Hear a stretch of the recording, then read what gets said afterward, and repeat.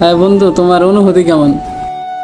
আজকে গিয়েছিলাম আমরা রূপকথা রেস্টুরেন্টের খুলনার ঐতিহ্যবাহী খাসির মাংসের চুইঝাল খেতে।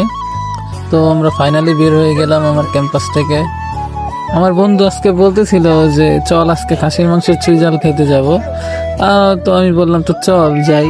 তো যেই ভাবা সেই কাজ, তো বের হয়ে গেলাম। তো এখানে আপাতত বাংলাদেশে তেলের সংকট, এর জন্য একটা লম্বা সিরিয়াল এখানে অপেক্ষা করতেছে তেলের জন্য। যারা অন্যান্য জেলা থেকে আসবেন তারা খুলনার ঐতিহ্যবাহী খাবার একবার হলেও টেস্ট করবেন। নিচের ফ্লোরে কোনো সিট ফাঁকা ছিল না, তাই আমরা চলে আসলাম দোতলায়।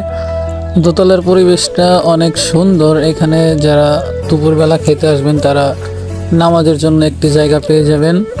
লোকেশনটা হচ্ছে 0 পয়েন্টের বাম দিকে, মানে হচ্ছে সাতক্ষীরা লাইনে একটু সামনে গেলেই রূপকথা রেস্টুরেন্ট। হ্যাঁ বন্ধু, তোমার অনুভূতি কেমন আজকে? অনুভূতি তো অনেক অনুভূতি নিয়েই তো আসছি। তারপরে খাওয়া দাওয়ার পর বলা যাবো দেখে আমি হয়েছিলাম। তো তোমার কাছে কেমন লাগে খুলনার চুইঝাল খাসির মাংস? ঐতিহ্যবাহী খাবার তো ভালোই, সবসময় ভালো লাগে। হ্যাঁ, এটা আসলে অনেকটাই মজাদার, মানে অন্যান্য জায়গায় পাওয়া যায় না। অনেক সুন্দর আর কি। বা প্লেসটা এটা হচ্ছে দোতলায়, আপনারা আসতেই। তা আবার মেনুটা আমি দেখাই দিই ভালো করে, কি কি আপনারা পাবেন এখানে দেখেন।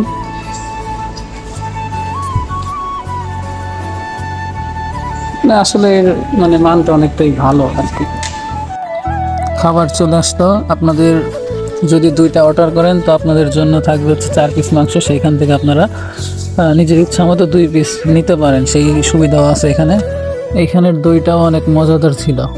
আজকের মতো এই পর্যন্তই, আবার দেখা হবে নেক্সট কোনো ব্লগে। সবাই ভালো থাকবেন, সুস্থ থাকবেন, নিজের খেয়াল রাখবেন। আসসালামু আলাইকুম রহমতুল্লাহি ওয়া বারাকাতুহু।